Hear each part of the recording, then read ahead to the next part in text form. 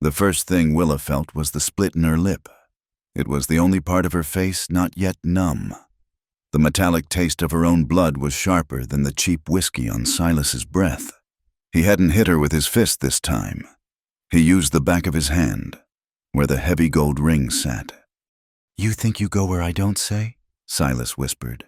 His voice was always quiet when the rage was real. Downstairs, the piano in the Gilded Cage saloon sounded thin and brittle, a tune for miners who had nothing left to lose. Willa had lost everything 7 years ago.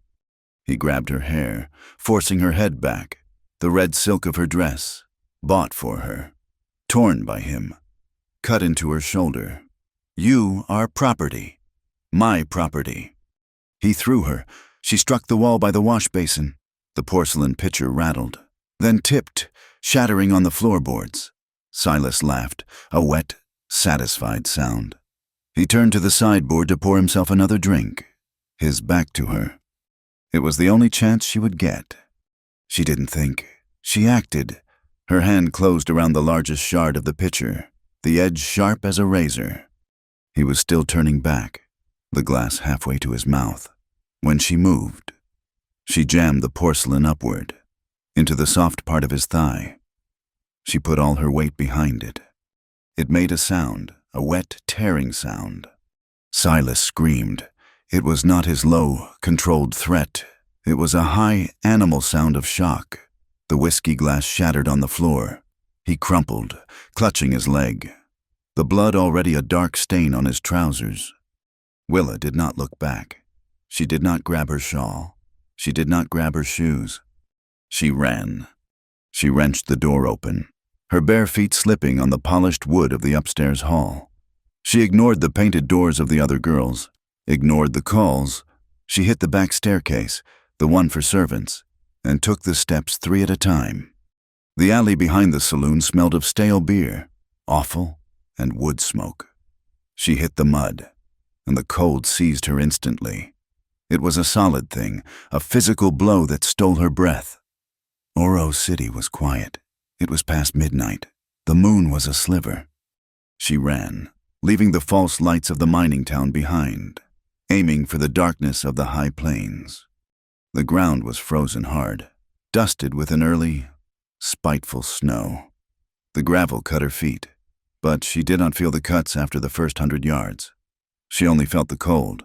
It was a fire burning backward, consuming her from the toes up. She ran until her lungs were raw. The mountains were a dark, serrated wall to the west. The plain was an endless, empty white under the weak moon. She realized, too late, that the light snow was a betrayal. It held her tracks perfectly. Bare feet, stained with drops of blood from the cuts. She heard the horse. Panic, cold and sharp, flooded her. She scrambled, diving off the faint trail into a dense thicket of rabbit brush and bare hawthorn. The thorns tore at her ruined dress, tore at her skin. She curled into a ball, shaking so hard her teeth clicked together. She tasted the blood from her lip. A man on a gray horse stopped not 20 yards away. He was a silhouette, broad-shouldered, wearing a long duster. He struck a match, the sudden flare lighting a hard face and a thick mustache. He lit a cigarillo. It was not Silas. It was Jed, the bounty man, the man Silas paid to find things that ran. Jed studied her tracks, clear in the snow. He was in no hurry. He knew the cold was his partner. He smoked, looking out over the plain. He spat. "She can't go far, barefoot," he said to the night. Willa held her breath. She pushed her face into the frozen dirt, praying. Jed circled the thicket, his horse uneasy. He was looking for her. He was close enough that she could smell the tobacco. He paused, listening. Willa's heart beat a sick rhythm against her ribs. He grunted, then spurred his horse. He rode on, following the plain toward the distant, frozen line of the creek. He figured she would aim for water. She waited. She did not move for an hour. She waited until the cold burned all the feeling out of her, leaving only a deep, heavy ache. When she finally crawled out, she could not feel her feet at all. She moved south, away from the creek, stumbling toward the foothills. Elias saw the tracks at dawn. He had been checking his trap lines. It was a thankless task, mostly frozen. Empty snares. He saw the tracks and stopped his horse. Small, barefoot, stained with drops of red. He sighed. A plume of white air in the morning. Trouble. He was not a kind man. The war and what came after had scoured that from him. He lived in these hills because he had no patience for people, and even less for women. Women were trouble. They were the kind of trouble that ended with men swinging from ropes. He followed the tracks. He knew what town they came from. Oro City, a pit of greed and sin. He found her in the creek, not by it. She must have broken the thin shelf of ice near the bank, trying to drink, and did not have the strength to pull herself out. She was a heap of torn red silk and pale skin. Her dark hair was frozen to the muddy bank. Her feet were blue, cut to ribbons. He dismounted, his boots cracking the ice. He knelt, pushing her hair from her face. She was young. The left side of her face was a map of fresh bruises, purple and swollen. He put his fingers to her neck. He waited. Nothing. He pressed harder. A faint pulse, weak as a trapped bird's wing. He cursed, low and long. He looked back toward the flat expanse that led to Oro City. He knew what came from that town. Tainted, dangerous. He should leave her. It was the smart play. A girl like this, marked by a man like that, meant men with guns would come looking. He cursed again, the sound lost in the vast, cold silence. He lifted her. She weighed nothing. The effort of carrying her made the old, thickened scars on his back pull tight under his sheepskin coat. He draped her over his saddle and walked his horse back up the ridge, toward the run-down shack he called home. The cabin was one room, built of rough-hewn pine logs, chinked with mud that was always falling out. It smelled of wood smoke, old coffee, and curing leather. He laid her on his cot. It was the only one. He shoved more wood into the stone hearth, building the fire until it roared, fighting back the high country cold. He looked at her in the growing light, the cheap dress, the awful bruises, a saloon girl, a kept woman, as they called them. She had run from a debt, or a man. It was the same thing. His movements were practical, not gentle. He took his knife and cut the frozen, muddy silk from her body. He did not linger. He found a thick wool blanket, one he usually kept for his horse, and wrapped her tightly. He went outside, broke the ice in the rain barrel, and brought in a bucket of water. He heated it by the fire. He took a rag and washed her feet. They were a mess, blue and black, the cuts caked with frozen mud. He didn't know if they could be saved. He bound them in clean strips of linen. He did not like this. He did not like her presence. It broke the quiet. It broke the solitude he had earned. He sat on the floor, his back to the wall, and began to clean his rifle. He would wait for her to wake up, or to die. Willa woke to pain.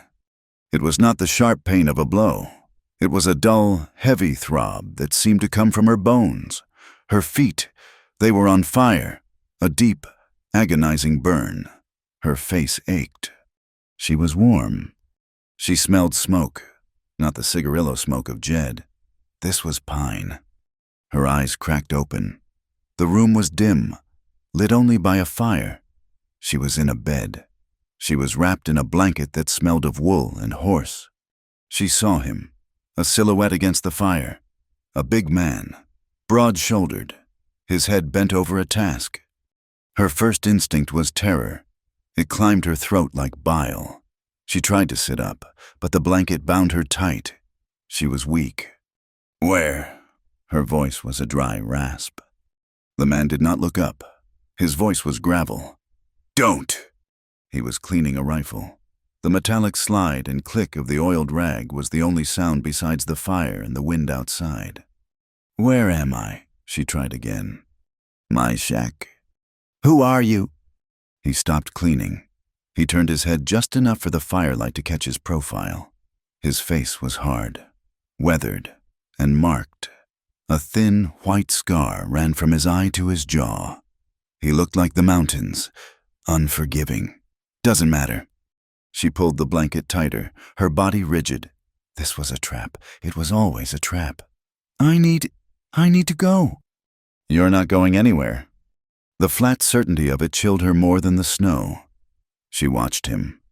He moved with a quiet, contained violence. He was not like Silas, who was soft and loud. This man was hard, quiet. He was worse. Did you... She stopped, choked on the word. She had to know? Did you buy me? He snorted. It was a sharp, humorless sound. He set the rifle down.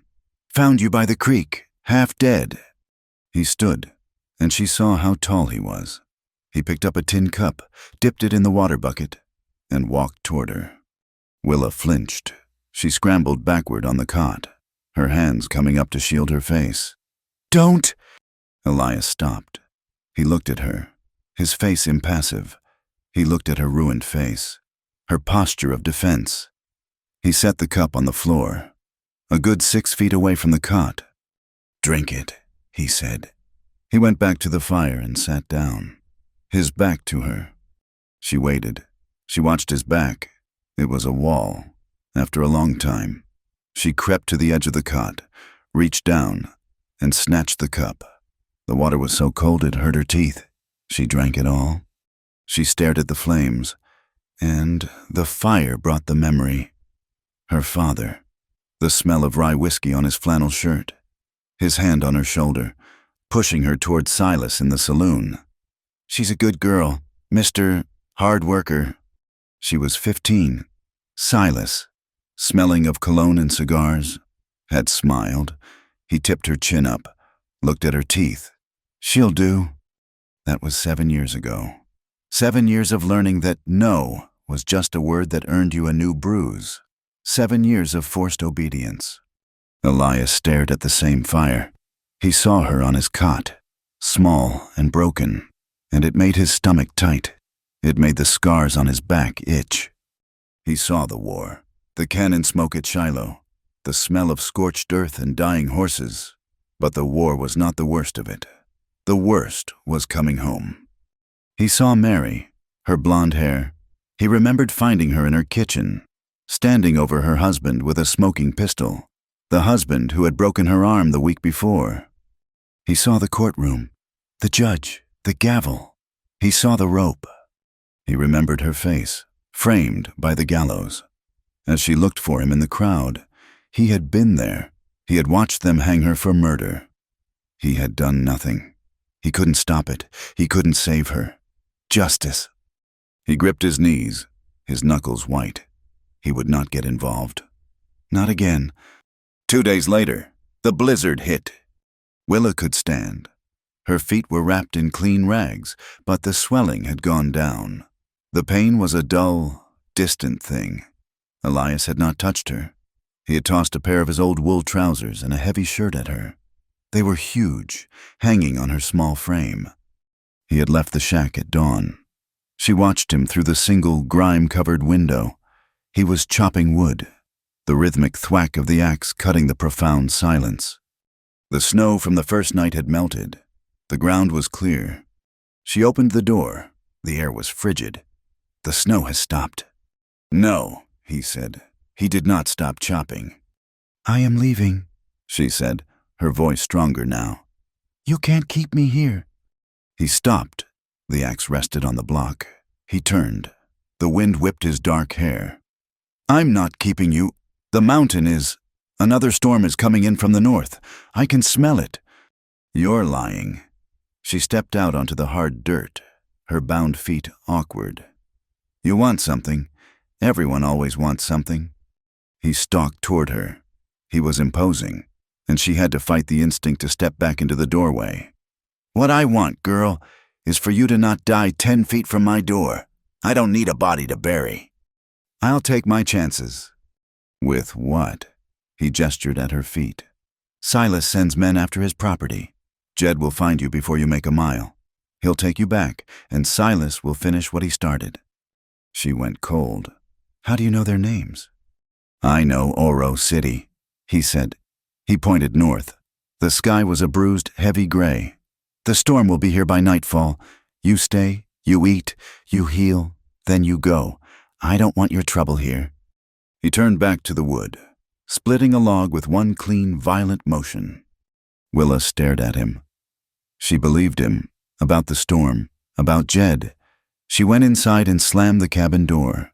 The sound was tiny, swallowed by the vast, cold emptiness. That night, the storm came. It was not a storm, it was a beast. The wind howled, a high, thin scream that never stopped. It was a physical weight against the small cabin. Snow, fine and hard as sand, forced its way through the cracks in the logs. Willa was huddled by the fire, wrapped in the blanket. Elias was on the floor on the other side of the room, his back to the wall, covered in a heavy buffalo hide. Neither of them had spoken for hours. A log in the hearth, burned through, snapped and fell. It sent a loud crack through the small room, followed by a shower of bright sparks. Willa screamed. It was not a word. It was a short, sharp sound of pure terror. She scrambled backward, her hands flying up to her face, her eyes wide. She wasn't seeing the fire. She was seeing Silas's study, his hand raised.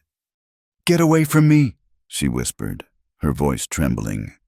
"Don't touch me." Elias was on his feet in an instant. He moved slowly, his hands open. It was the fire, just a log. "Liar!" she shrieked. Her eyes were wild. She grabbed the iron fire poker, holding it out with both hands, the tip aimed at his chest.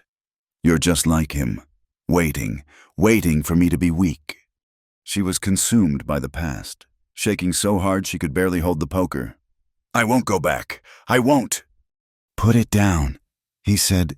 His voice was low, steady. "No, I will kill you. I will." He moved. He was faster than she could have believed. He didn't grab the poker. He lunged past it, grabbing her wrists. The iron clattered to the stone floor. He held her arms, forcing them down. She struggled, wild, like a cornered animal, kicking at his shins, twisting in his grip.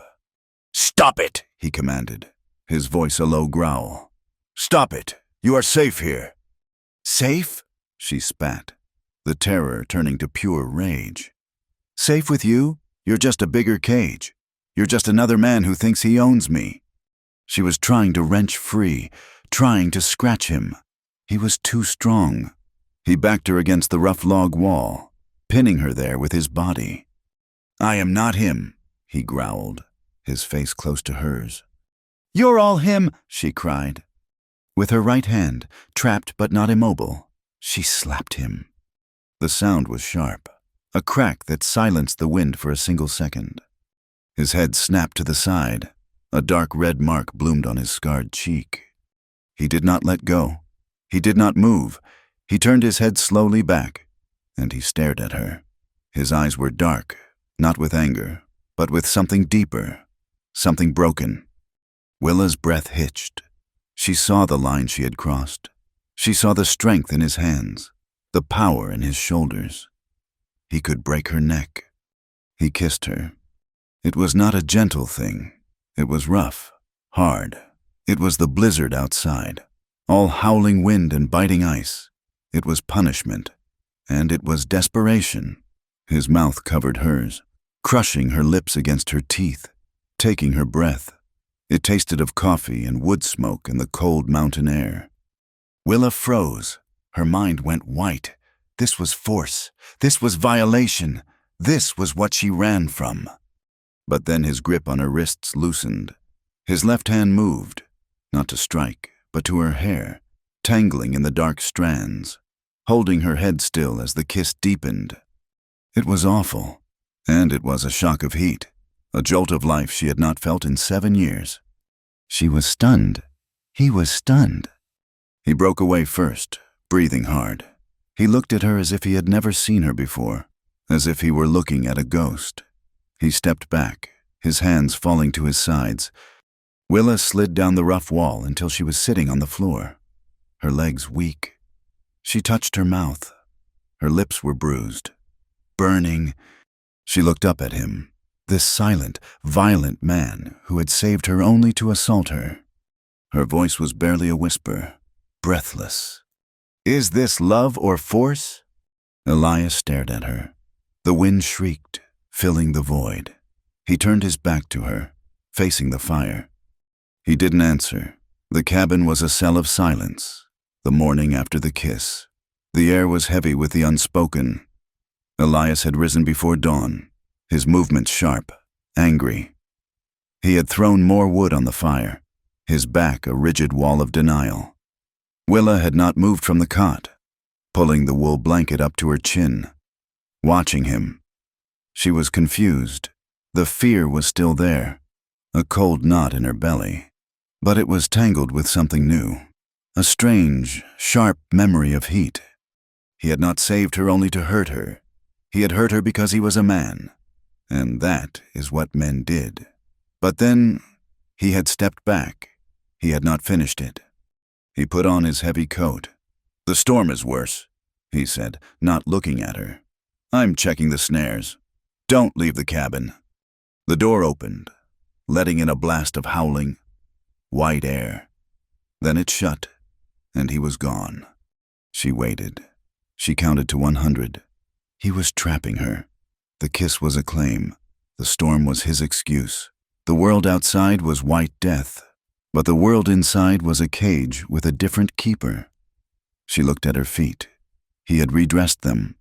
The skin was healing, though it was still raw and purple. She stood. She put on the heavy wool trousers and the shirt he had given her. She found his spare knife, a skinning blade, by the hearth. She took it. She found a strip of dried jerky and stuffed it in her pocket. She opened the door. The wind hit her like a fist. It stole her breath and plastered her hair to her face. The world was gone, erased by a white, screaming void. She could not see the woodpile. 10 feet away. She had to go. She would rather die in the snow than wait for him to kiss her again, to see what came after the kiss. She plunged into the white. She could not see. She could not breathe. The snow was not soft. It was fine. Hard crystals that stung her face. She tried to walk toward where she thought the creek was, the way down the mountain. She had no way to know. The wind turned her, spun her.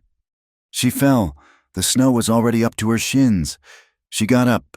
She walked another 20 steps and fell again. The cold was a living thing, a wolf with teeth in her lungs. She could not feel the rags on her feet. She could not feel her hands. She was so tired. It was a heavy, warm feeling. The screaming of the wind faded, becoming a lullaby. She would just rest. She curled into a ball by the trunk of a pine she had not seen, and the snow, in its kindness, began to cover her. Elias found her in less than 15 minutes. He had not gone to his snares. He had gone to the edge of the trees and waited. He knew she would run. He was furious. He saw the small, dark heap against the pine. She was already half buried. "Fool," he growled, the wind snatching the word. "You damned fool." He hauled her up. She was limp. He swore, a long, rough sound, and threw her over his shoulder. She was a sack of wet wool. He carried her back to the cabin, his boots sinking deep in the drifts. He kicked the door shut and dumped her on the floor by the fire. She was conscious, but barely, shivering so hard her teeth rattled. "You want to die?" he yelled, his voice filling the small room, louder than the storm. "Is that it? You want to die so bad? Do it on your own time, not mine." She looked up at him, her face blue with cold, her eyes dark with a sudden, returning anger. "Let me go." "Go?" He gestured at the door, where the wind was shrieking. "Go where? There is nowhere. There is only this. You are trapped here." "I am trapped with you," she shot back, her voice raw. She tried to stand, but her legs collapsed. "You're a child," he snapped. "You have a fever from your feet. You are weak. You would have been dead before you took 100 steps." "It is my life to throw away," she cried, pulling herself up onto the cot. "It is the only thing Silas did not take from me. It is mine." He stalked toward her, and she flinched, pulling the knife from her pocket. She held it out, her hand shaking. He stopped. He looked at the small blade. He looked at her.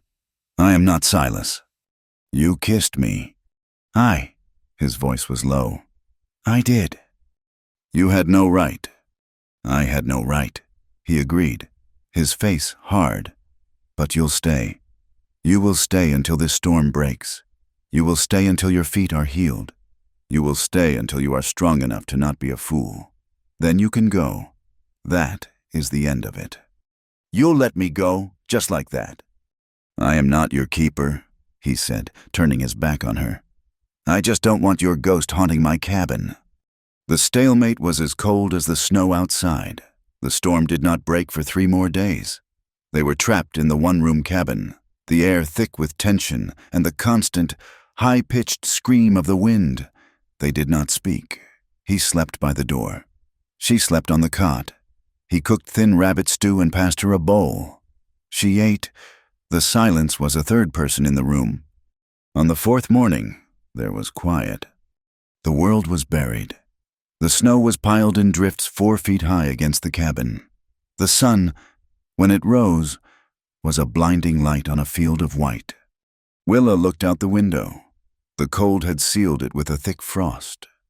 "The roof is leaking," Elias said. A thin trickle of water, from snow melting on the roof, was dripping near the hearth. "I have to clear it," he said. He looked at her. "You'll help." He climbed onto the roof from a snowdrift. Willa's job was to stay inside. He used his axe to find the weak spot in the sod. "The patch is loose," he yelled, his voice muffled. "I'm shoving it through. Fix it!" A square of wood and dried hide fell inward. Snow tumbled after it. Willa, standing on the shack's only stool, had to catch it, push it back into place, and hold it steady against the roof beams while Elias nailed it back in from above. It was hard work. Her arms ached. Snow melted and dripped onto her face, but they worked together. The steady thump of his hammer was a rhythm. When it was done, the dripping had stopped. "It'll hold," he said, dropping back to the ground. He came inside, brushing snow from his coat. They stood in the cabin. It was the first thing they had done together that was not a fight. The next day, he took her outside. The air was so cold it hurt to breathe, but the sun was bright. "If you're going to be here," he said, his voice flat, "you will not be helpless." He pushed his Winchester rifle into her hands. Willa stumbled. It was heavy, cold steel. She had seen guns her whole life. Silas wore one. Jed wore one. They were tools for killing, for control. "I don't—" "You will," he said. "The men who are looking for you have them. You will learn." He stood behind her. She was rigid. His presence was a weight. "Hold it to your shoulder, tight, or it will break your bone." He put his hand on her arm, moving it. His touch was practical, not sexual. It was the touch of a man teaching a trade. "It ain't a toy. You breathe out. You squeeze. You do not pull." He set a tin can on a fence post 50 yards away. "Aim." She tried. The barrel wavered. She was afraid of the noise, afraid of the power. "You're afraid," he said, not unkindly. "Good. Be afraid, but don't let the fear aim for you." She took a breath. She squeezed the trigger. The explosion was deafening. The rifle kicked, slamming into her shoulder, and she cried out, stumbling backward. The shot went wide, kicking up snow 10 feet to the left. "Again," he said. She loaded the cartridge. Her hands were shaking. "Again." She fired. "Closer." "Again." On the 4th shot, she hit the can. It flew from the post, a satisfying ping that echoed in the vast silence. She lowered the rifle, her shoulder throbbing. She looked at the fence post. A small smile touched her lips. It was the first in a long time. Elias just grunted. "Again, load it." They found a new rhythm. He chopped wood. She learned to clean the rifle, her fingers growing deft with the oil and rags. He taught her how to set a snare, how to tell which tracks were rabbit and which were fox. She mended his shirt, her stitches small and neat. She baked hardtack on the hearth, the way her mother had taught her. They still did not talk much, but the silence was different. It was becoming shared. One evening, he came in from the woods, his axe over his shoulder. He had been clearing brush. He pulled his heavy wool shirt off, his back to her. He was sweating, despite the cold. Willa stopped kneading dough. She saw his back. It was a ruin. The skin was a map of old scars. Some were thin and white, from a knife. Others were thick, raised welts. "What is that?" she whispered. He tensed. He did not turn. "What?" "Your back, those marks. A rope's end," he said. His voice was hard, shutting her out. "Army prison." "Why?" "Striking an officer." She saw one of the scars. It was older, but it had cracked open from the hard work, weeping a thin line of blood. She did not think. She put the dough down. She dipped a clean rag in the warm water bucket. "Sit," she said. He turned, suspicious. "It's nothing." "It's bleeding. Sit down." He hesitated. He was a wild animal, not used to touch, but he sat on the stool, his back to her. She stood behind him. She gently dabbed at the blood. He was rock still. She could feel the heat coming off his skin, the tension in his muscles. He was not relaxed. He was caged. Her touch was light. She had tended her own wounds for 7 years. "Why did you hit him?" she asked, her voice quiet. He was silent for a long time. She finished cleaning the small wound. "He was hurting a woman," Elias said, his voice so low she almost missed it. "A laundress. He thought she was his." He stood abruptly, pulling his shirt on. The moment was over. A few days later, the creek thawed enough to run. The cabin smelled of 2 people, unwashed and of stale smoke. "I need to bathe," Willa said. Elias nodded. He took his rifle. "Go, down by the bend. It's deeper." "You're coming?" "I'm watching," he said. "Jed could come back, or wolves. I'll stay on the ridge." She went. She found the bend in the creek. The water was so cold it was 1,000 knives. She broke a thin skin of ice at the edge and waded in. She scrubbed her skin raw, washed her hair, her teeth chattering. It was a baptism of ice, a washing away of the gilded cage. She came back to the cabin, wrapped in her blanket, shivering violently. Her dark hair was soaked, dripping onto the floor. She huddled by the fire, her body shaking. Elias watched her. He went to his saddlebags and pulled out a brush. It was the one he used for his horse's mane, but it was clean. "Turn around," he said. She looked at him, confused. "You'll catch your death," he grunted. "Your hair's freezing. Turn." She turned, her back to him, facing the fire. He stood behind her. He took her hair, heavy with water, and began to brush. His movements were long, slow, methodical. He was not rough. He was working the tangles out, one by one. It was the most tender touch she had known. She could not remember her father ever touching her with kindness. Her mother. That memory was faint as smoke. She closed her eyes. A single, hot tear escaped, tracking down her cheek. She wiped it away, fast, hoping he did not see. He finished. He set the brush down on the mantel. "It's dry," he said. He went to the other side of the room and began sharpening his knife. That night, the tension was back. It was not fear. It was something else.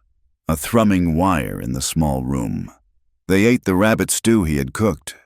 She looked at him. The firelight caught the scar on his face, the white line from his eye to his jaw. "Who gave you that?" she asked. He stopped eating. He put his spoon down. He touched the scar. A habit. "Justice," he said. "Justice?" Willa frowned. "What does that mean?" It means the law is a fool, he said. He stared into the fire. She knew he was not seeing the flames. He was seeing something else. It means sometimes the law is the worst crime of all. Willa felt a pull. She got up from the cot and sat on the floor, near the hearth, near him. I know about that, she said, thinking of the sheriff in Oro City. She reached out. Her hand was hesitant. She traced the line of his scar, her fingertips light. He flinched, his eyes snapping to hers, but he did not pull away. He looked at her. He saw the bruises on her face, faded to yellow. He saw the way her hair curled, soft, near the fire. He saw the strength in her that she thought was just fear. He leaned in. It was slow. He was not taking, he was asking. He kissed her. It was not the first kiss. It was not the blizzard. This was gentle, firm. It was clean water after a long thirst. It was a question. Willa's mind went quiet. She kissed him back. For 1 second, she felt not safe, but grounded. Then the panic hit. It was a tidal wave. It was Silas's hand. It was the smell of whiskey. It was the first kiss, the force of it. It all tangled together. Was this a trick? Was this the gentleness that came before the blow? She gasped, tearing her mouth from his. She scrambled backward, crab-walking away from him until her back hit the cold logs of the wall. I can't, don't! She was terrified. Not of him. She was terrified of the confusion. She was terrified that she had wanted it. Elias watched her. The softness in his face vanished, replaced by the hard mask. He was angry, at her, at himself. He stood, turning his back to her. He gripped the mantle, his knuckles white. My apologies. He bit out. The word sounded like a curse. He had broken his own rule. He had let the trouble in. 3 days later, the horses came. Elias heard them first, the crunch of hooves on the melting snow. He was instantly alert. Inside, he whispered, his voice sharp. Under the cot. Now, do not make a sound. Willa's blood went cold. She did not question. She dove into the dark, dusty space, pulling the blanket with her. Elias grabbed his rifle, checked the load, and stepped onto the small porch. He leaned against the post, casual, the rifle cradled in his arm. 3 riders. They came up the ridge slow. They were not lawmen. They were hard cases, their coats long, their hats low. The man in the lead was Jed, the bounty man. Howdy, Jed called. He reined in his horse 20 yards from the cabin. His eyes missed nothing.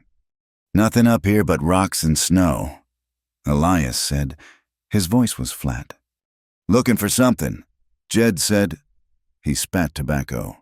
Looking for a girl, stolen property, run off from Oro City.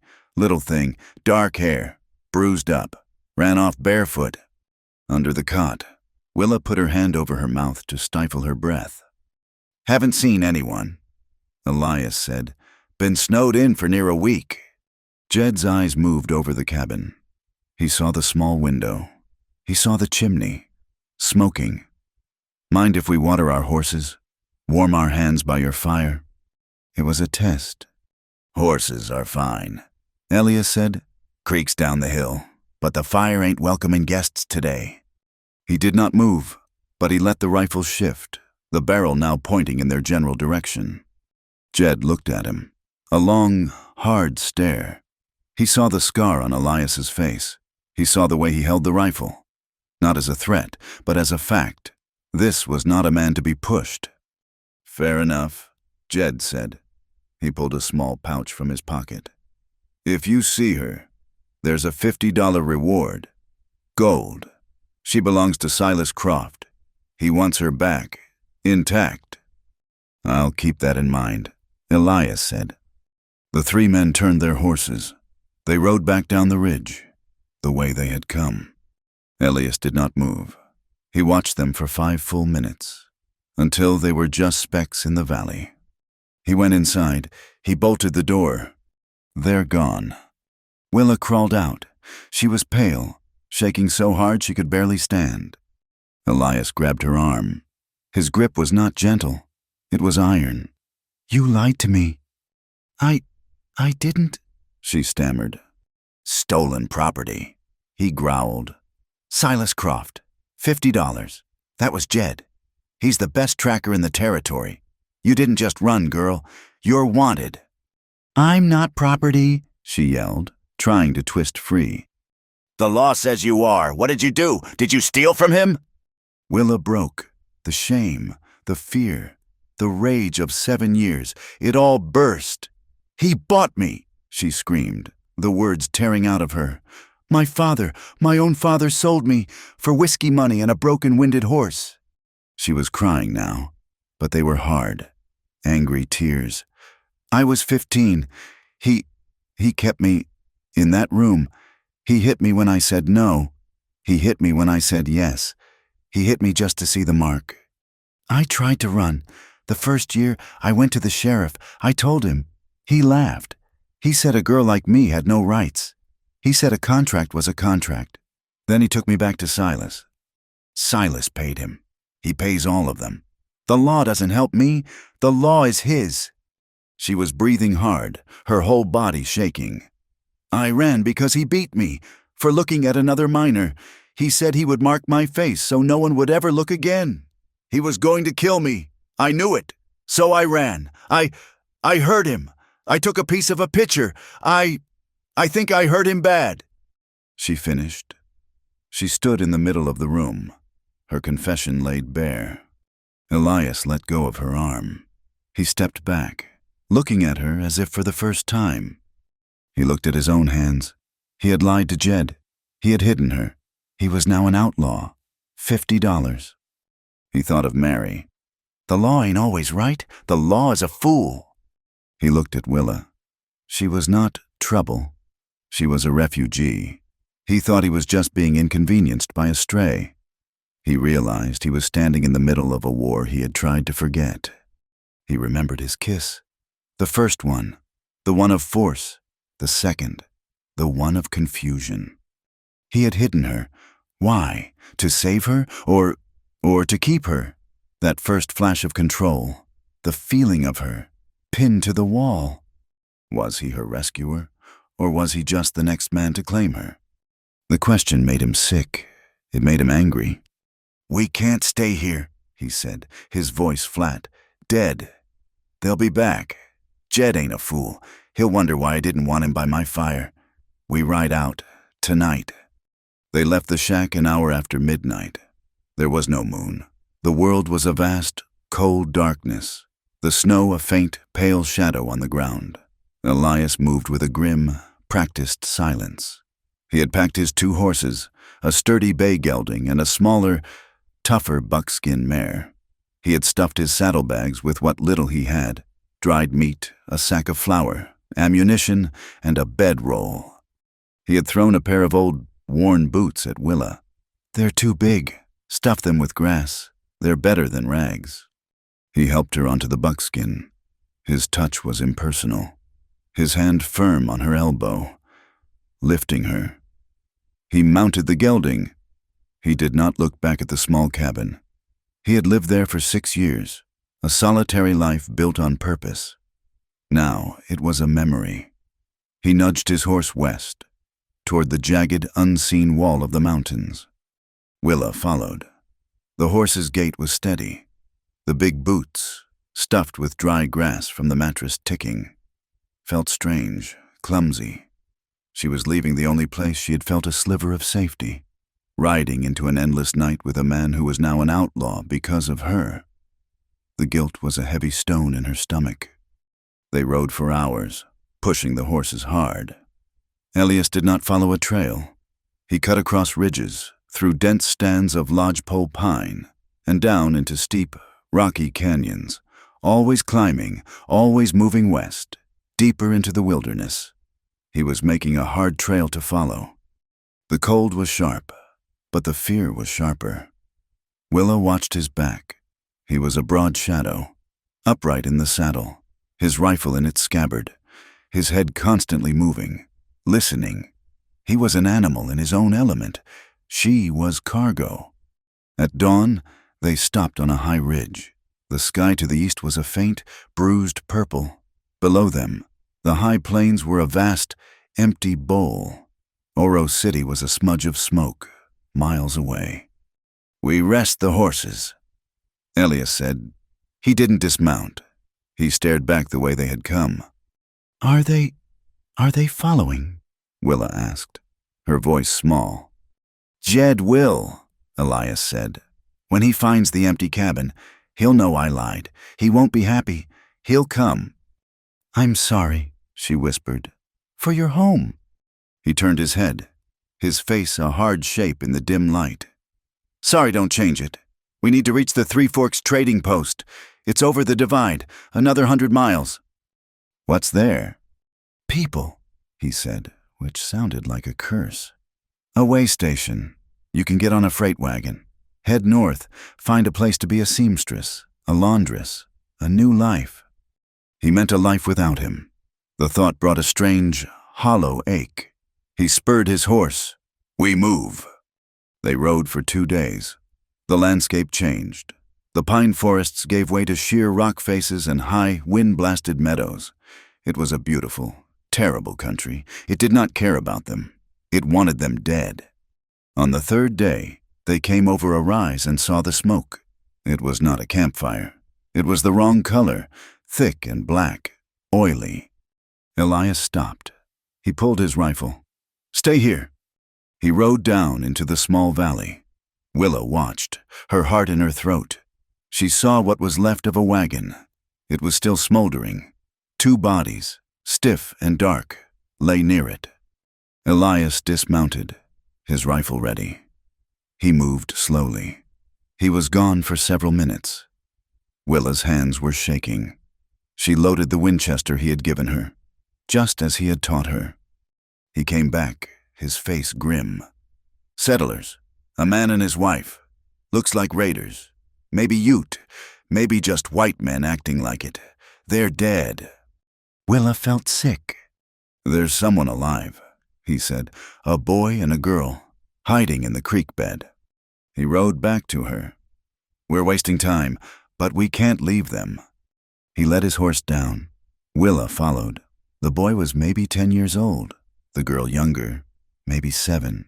They were huddled under a cut bank, their faces streaked with soot and tears. The boy held a broken piece of a wagon spoke. "We ain't hurting you," Elias said, his voice low. The boy stood. "You leave us be. Pa's coming back." "Your PA is dead, son," Elias said, not unkindly. "The fire got him. Your ma, too." The boy's face crumpled, but he did not cry. He just stood, his small body rigid. Elias sighed. "We're heading west. There's a post. You can wait there. Get a ride back east." He dismounted. He unstrapped his own bedroll and the sack of flour. He put them on the ground. "Elias," Willa started. "That was his food, his bed." "We'll manage," he said. He took his spare blanket and wrapped it around the little girl. He looked at Willa. "Talk to her." Willa slid off the horse. She knelt. The little girl stared at her, her eyes wide with shock. Willa didn't know what to say. She just touched the girl's hair. "It's all right," she said. It's all right." Elias built a small shelter for them with burned wagon boards. He left them the food, his knife, and a box of matches. "Stay hidden. Don't build a fire till dark." The boy looked at him, his eyes filled with a man's hate. "Was it Indians?" "I don't know," Elias said. "Sometimes it's just men." They rode away, leaving the children with their dead. "You gave them your food," Willa said, when they were a mile away. "They needed it more." "That was kind." Elias looked at her, his eyes cold. "It was practical. They're alive. They deserve a chance. Don't make it into something it ain't." But Willa saw it. Under the hard rock of the man, there was something else. A deep, buried spring. He had helped them. At his own cost. Silas would have ridden past. Silas would have looked for coin. That night, the sky turned a dark, angry green. The air became heavy, still. "Storm," Elias said, sniffing the air. "A bad one. We need cover." He found a high granite overhang, a shallow cave carved by wind. It was not much, but it was out of the wind. They unsaddled the horses, hobbling them in the lee of the rocks. The storm broke just after sunset. It was not snow. It was a high-country thunderstorm, violent and cold. Rain came down in sheets, driven by a wind that shrieked. Lightning lit the rocks, followed by cracks of thunder so loud they shook the ground. Elias had a small canvas sheet, his bedroll. He rigged it against the rock wall, creating a small, cramped tent. "Get in." Willa crawled inside. It was barely big enough for one. He followed, his body pressing against hers. They sat side by side in the dark, the canvas flapping, the rain drumming a deafening rhythm an inch from their heads. They were soaked, cold. The proximity was overwhelming. She could smell the wet wool of his coat, the faint scent of pine smoke and horse. He was a wall of heat next to her. "I've never been this high up," Willa said, her voice trembling, trying to fill the silence. "It's different," he said. His thigh was pressed against hers. His arm brushed her shoulder. "Are you afraid of it?" she asked. "The lightning? No, it's just noise. I'm wary of what it can do." She was terrified. When another boom of thunder shook the ground, she flinched, pressing against him. He did not move. He did not put his arm around her. He just sat, solid as the rock behind them. "This is the first time I've been touched in a long time," she said, the words coming out in a rush, quiet, under the sound of the rain. "By anyone." He was still. "I ain't touching you." "You are," she whispered. "Your leg, your arm, it's just sitting, but it's touch." She took a ragged breath. "I haven't known touch that wasn't paid for, or stolen. Not since I was a girl. I don't know what it feels like." He was silent for a long time. The rain was a torrent. "It shouldn't hurt," he said, his voice rough. "It always does," she replied. He turned his head. In the dark, she could not see his face, but she felt his gaze. He lifted his hand, the one that was not resting on his knee. He hesitated. Then, slowly, he touched her hair, his fingers just grazing her temple. It was not the desperate grab of the kiss. It was not the practical touch of the rifle lesson. It was a question. She did not flinch. She did not move at all. She just let it be. He moved his hand, his thumb brushing her cheek, where the bruise had been. "This," he said, "is just touch." He leaned in. He was so slow. He was giving her every chance to run, to say no, to pull away. She did not. He kissed her. It was the third kiss. It was nothing like the others. It was salt and rain and a desperate, shared loneliness. It was achingly gentle. His mouth was firm, but seeking. It was not a claim. It was a search. Willa's mind emptied. For a second, there was no Silas. There was no gilded cage. There was only the rain and the dark and the warmth of his mouth. She kissed him back. A small, hesitant movement. His hand moved from her cheek to the back of her neck. He deepened the kiss, a low groan in his chest. A different kind of heat bloomed, sharp and sudden, low in her belly. It was a want. It was her want. She tensed. The feeling was so alien, so terrifying, that her whole body went rigid. Her hands came up, pushing against his chest. "No," she breathed, the word torn from her. He stopped. Instantly. He did not argue. He did not push. He did not get angry. He just stopped. He pulled back, his hand falling away. He sat in the dark, breathing hard. Willa was shaking. She was horrified at her own reaction. She was horrified because she had wanted it. Elias turned his head, facing the rain. "My apologies," he said, his voice flat, but there was a tremor in it. I won't do that again." He had stopped. He had stopped just because she tensed, because she said no. Willa huddled in the dark, her mind reeling. Silas never stopped. No one ever stopped. This tenderness, this respect, it was more frightening than the brutal kiss in the cabin. The force. She understood. She knew how to survive force. She did not know how to survive this kindness. Was this just a different kind of trap? A slower, smarter way to own her? Was this love? Or was it just trauma? So deep in her bones that any touch felt like a violation, and any kindness felt like a lie. She did not know, and that terrified her more than any bounty man. The storm passed by morning. They rode on, the silence between them heavier than the wet air. He had not spoken a word since the kiss. He rode 10 yards ahead of her. The ambush came a day later. They were in a narrow pass, thick with aspen. Elias stopped, his head up. "What?" The shot came from the rocks above them. It was a deafening crack. A bullet tore through the sleeve of Elias's coat, ripping the wool. "Off the horse!" he yelled, diving from his own. He hit the ground, rolling, pulling his rifle as he fell.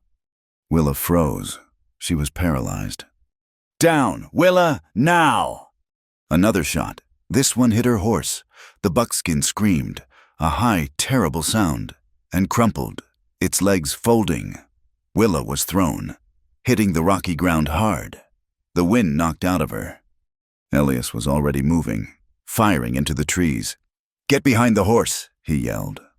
Willa scrambled, crawling behind the dying buckskin. The horse kicked, its breath coming in wet gasps. "You're done, Cowboy!" a voice yelled from the rocks. "The girl's worth $50. You're worth nothing. Give her up. I'll let you walk." It wasn't Jed. The voice was different. "Go to hell!" Elias yelled back. He fired again. A man cried out in pain. Wrong answer. A man burst from the trees, running low, firing a pistol. He was a big man, bearded, his face contorted. Elias fired, but the man kept coming. Elias had to duck as a bullet chipped the rock he was behind. The man was almost on him. Elias dropped his rifle, pulling his knife. The man lunged. It was not a clean fight. It was a brawl. It was mud and grunting and the sick, wet sound of fists hitting flesh. Willa watched, her hand over her mouth. The bounty hunter was bigger. He had Elias on the ground, his hands around Elias's throat, slamming his head into the mud. "She's mine, damn you!" the man snarled. Elias bucked. He brought his knee up, hard, into the man's groin. The man howled, his grip loosening.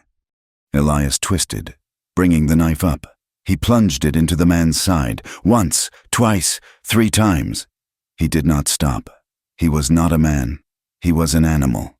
His face was a mask of pure, cold rage. The war was in his eyes. The man went limp, his eyes wide, a bloody froth on his lips. He collapsed on top of Elias. Elias pushed the body off, breathing in great, ragged gasps. He was covered in blood, his and the other man's. He got to his feet, his knife still in his hand. He was trembling, not with fear, but with adrenaline. He looked at Willa. She saw him. She saw the killer, the darkness that lived inside him, the thing that had been in his eyes when he kissed her the first time. She backed away. "Elias!" He saw her fear. The rage drained out of him, leaving something cold and empty. He looked at the knife, at the blood. He wiped it on his trousers and sheathed it. "He's dead," he said, his voice a rasp. Willa looked at her horse. The buckskin was still breathing, its eyes rolled back. "She's—" "Her leg's broken," Elias said. He walked over, his face grim. He stroked the mare's neck. He pulled his pistol, put it to the horse's head, and fired. The sound echoed, then silence. Willa began to cry. Quiet, terrible sobs. Elias grabbed the saddlebags from the dead horse. "We have to go. There might be more." "Where?" she whispered, her voice broken. "We have one horse." "I know a place," he said. "A line cabin, not far." He pulled her up. "You ride, I'll walk." They found the cabin at dusk. It was a one-room hovel, a trapper's old stop, smelling of old smoke and animal pelts. The door was off one hinge. Elias barred the door. He lit a fire in the small hearth. He sat on the floor, pulling his torn shirt off. The bounty hunter's bullet had grazed his ribs. It was a long, bloody gash. He pulled a flask of whiskey from his bag. He poured it on the wound, hissing through his teeth. Willa watched him. He was a stranger, a kind man who gave away his food, a gentleman who stopped a kiss, a brutal killer who stabbed a man to death in the mud. She was so tired, so confused.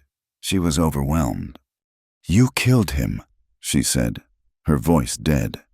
"He was going to kill me," Elias said, binding the wound with a strip of cloth. "He was going to take you. He said I was property, just like Silas." Elias looked at her, his eyes dark. "You're not—" "Aren't I?" she lashed out, the fear and confusion finally turning to anger. "You hide me. You haul me across the mountains. You fight for me. You protect me. You protect me just like Silas did. He called it protecting, too." She stood, her hands clenched. "You protect me like I'm property." The words hit him like a slap. His head snapped up. "Property!" he yelled, his voice exploding in the small cabin. He jumped to his feet, his wound forgotten. "I lost my home for you. I lost my peace. I'm being hunted because of you." "I didn't ask you to," she screamed back. "I asked you to let me go." "And die?" he roared. "You want freedom? Go, walk out that door. See how long you last. See how long before Jed finds you, or men like him, or the cold, or the wolves. Is that the freedom you want?" He was in her face, his eyes blazing, the darkness she had seen earlier. The killer, right at the surface. "I am nothing like him." "You are," she cried, pushing him. "You're a man. You're strong. You take—" He grabbed her, his hands clamped on her upper arms, his fingers biting into her flesh. "Take," he growled, his voice a low, desperate sound. I am trying to hold myself back." "Then don't," she sobbed, hitting his chest, a desperate, futile gesture. Just be what you are." He kissed her. It was the fourth kiss. It was hard. It was rough. It was desperate. It was all the rage, and the fear, and the loneliness, and the broken parts of him, poured into one violent act. He backed her against the wall, his body pinning hers, his mouth consuming hers. It was force. It was the blizzard. It was the anger. And Willa melted. She did not fight. She did not freeze. Her hands, which had been hitting his chest, grabbed his bloody shirt. She held on, as if he were the only solid thing in a world that was spinning apart.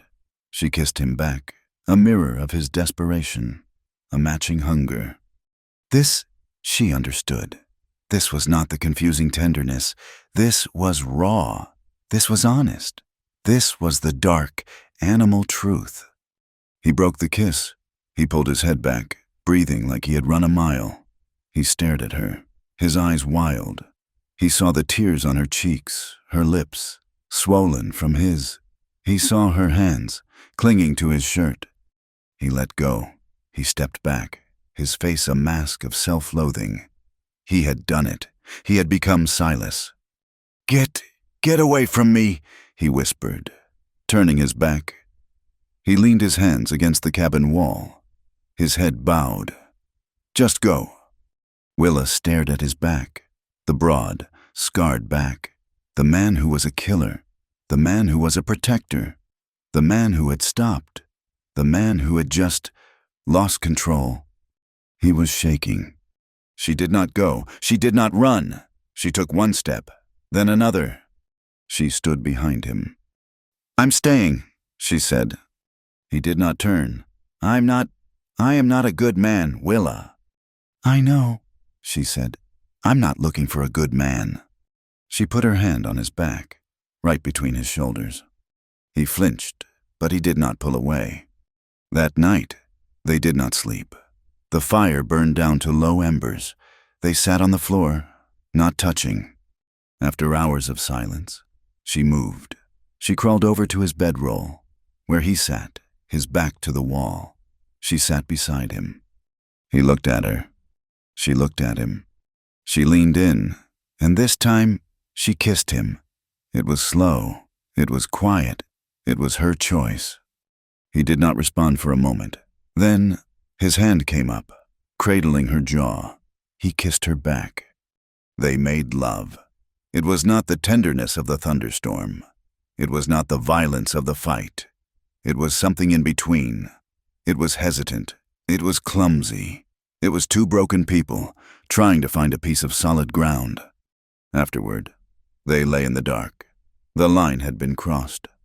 Willa stared at the ceiling, her body aching, but it was a new kind of ache. She felt a profound, deep sadness. She had chosen this. She had given what Silas had always taken. But did it feel like freedom? Or had she just, finally, chosen her own cage? Elias lay on his back, his arm over his eyes. He had been gentle. He had tried. But he had heard her sharp intake of breath, had felt her flinch at a sudden movement. He had felt the shadow of Silas in the bed with them. He had taken the one thing she had. He had let her give it to him. He did not know which was worse. The line between passion and force, between rescue and possession, had blurred, and neither of them knew which side they were on. The night in the trapper's cabin had changed them. The act had settled something, but it had broken something else. They rode on, sharing the one horse, Elias's bay gelding. He walked, his hand on the horse's bridle, his rifle in his other hand. He insisted Willa ride. I can walk, she said the third time she had offered.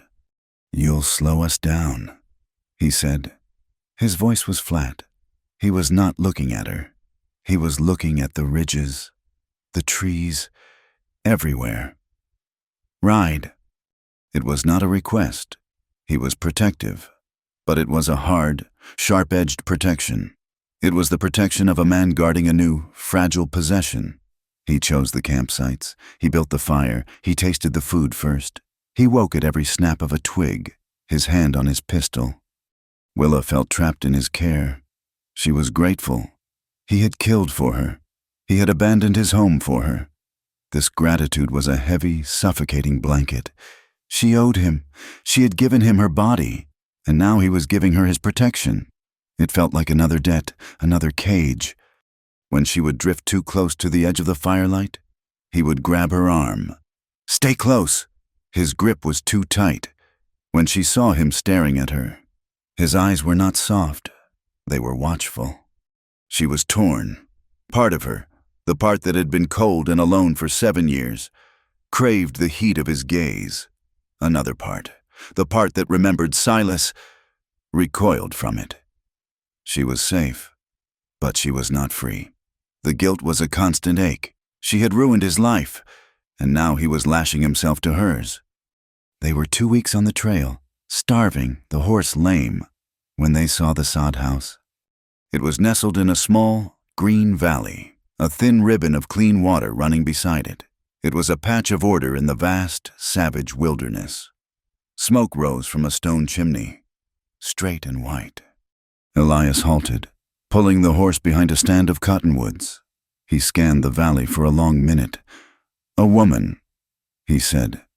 Willa saw her, a woman in a black dress, shaking out a quilt. A young girl, maybe 12, was helping her. Wait here, Elias said, his rifle at the ready. Elias, no, Willa said, her hand on his arm. It's just a woman and a girl. Please, we need water. He looked at her, then at the house. He was suspicious of everything, but they were out of food. His wound was festering. He nodded, grim. He led the horse. Willa still mounted, into the small yard. The woman did not run. She stood, her hands on her hips, the girl hiding behind her skirts. She was middle-aged, her face lined with sun and sorrow, but her eyes were clear and strong. "That's far enough," the woman called. Her voice was steady. "Ma'am," Elias said. He kept his hand on his rifle. "We're not here for trouble. My wife is sick, and I have a graze. We need water, maybe trade for some food." The woman looked at Willa. She saw the rags, the exhaustion, the haunted eyes. She saw the dirty bandage on Elias's side. "You're in need," she said. It was a statement, not a question. "My husband, the Reverend Albright, passed last spring, but his house is still God's house. You can rest here." She was Mrs. Martha Albright. The girl was Sarah. Elias was tense, but Willa nearly wept with relief. The thought of a bed, of warm food, of a woman's voice that was not a shriek or a whisper, was too much. Inside, the sadi was sparse but spotless. It smelled of lye soap, dried herbs, and baking bread. Mrs. Albright took one look at Elias's side. "That's a bullet graze," she said, her eyes sharp. "Rusted wire," Elias lied. "Rusted wire," she repeated, her gaze unwavering.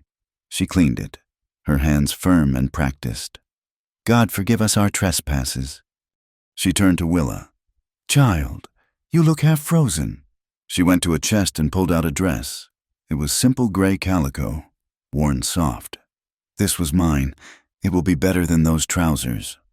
Willa took it, her hands trembling. "Mrs." Albright pointed to a small curtained-off corner with a basin. "Wash. Sarah will bring you warm water." The bath was a resurrection. The hot water and lye soap scrubbed away weeks of grime, blood, and fear. She put on the dress. It was a little big, but it was clean. It was a dress that had never been in the gilded cage. She found a comb and worked the tangles from her hair, her scalp aching.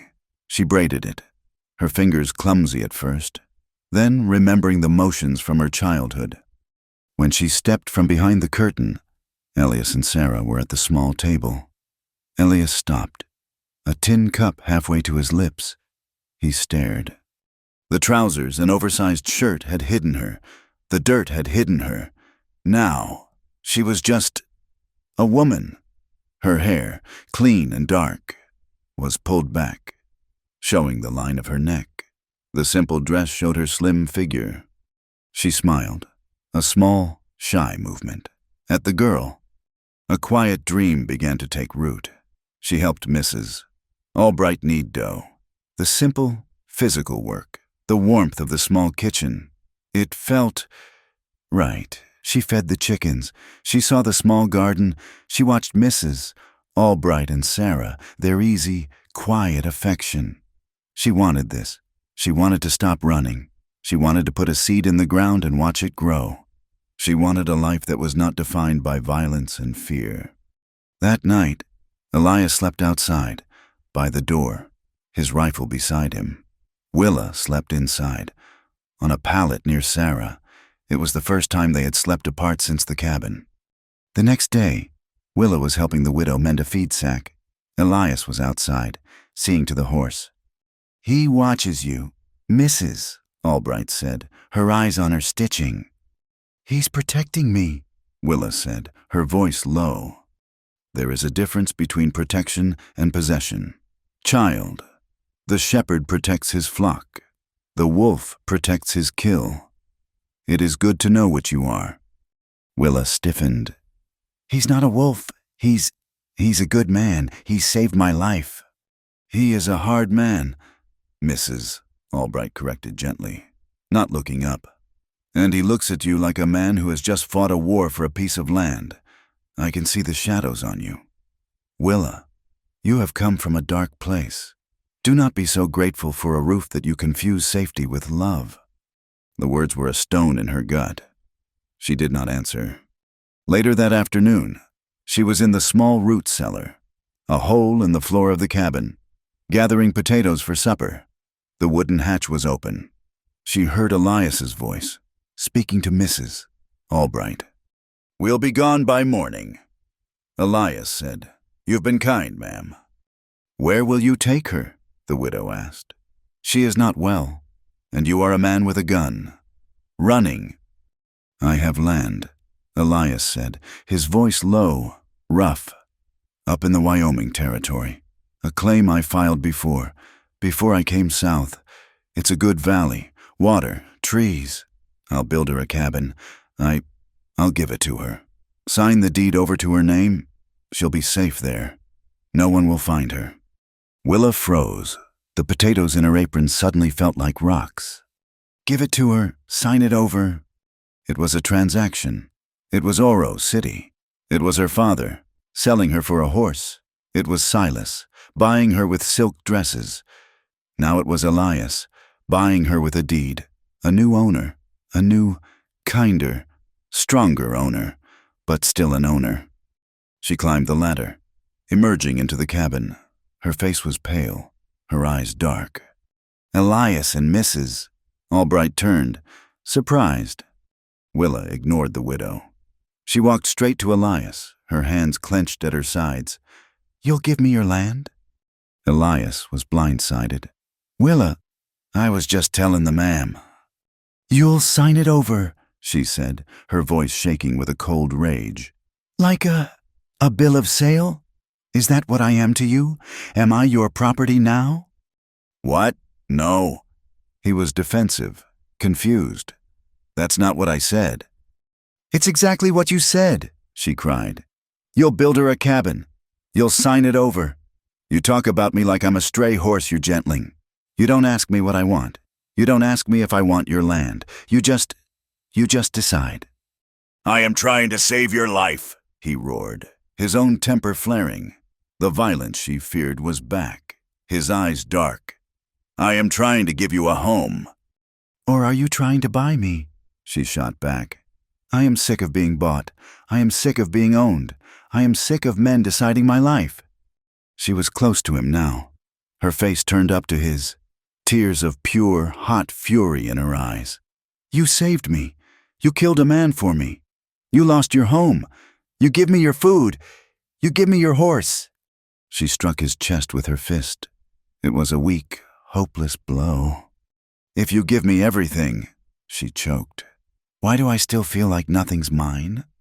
The question hung in the quiet cabin. "Mrs."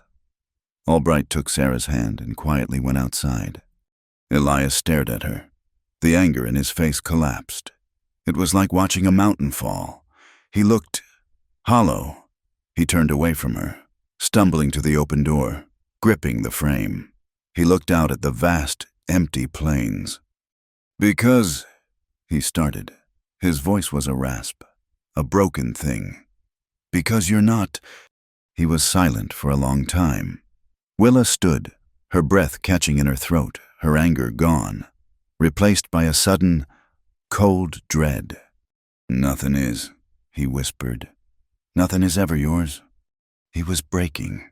The wall he had built around himself, the one made of silence and hardness, it was crumbling. "There was a woman," he said, his back still to her. "After the war, her name was Mary." Willa did not move. "She was married to a bastard, a man who hit her, who broke her arm." He was speaking to the horizon, not to her. I loved her, but I was a coward. I told her to wait. I told her the law would help, to be patient." He let out a short, bitter laugh. "The law." "One night," he continued, his voice dead. "He went at her with a stove poker. She got his pistol. She shot him. She killed him.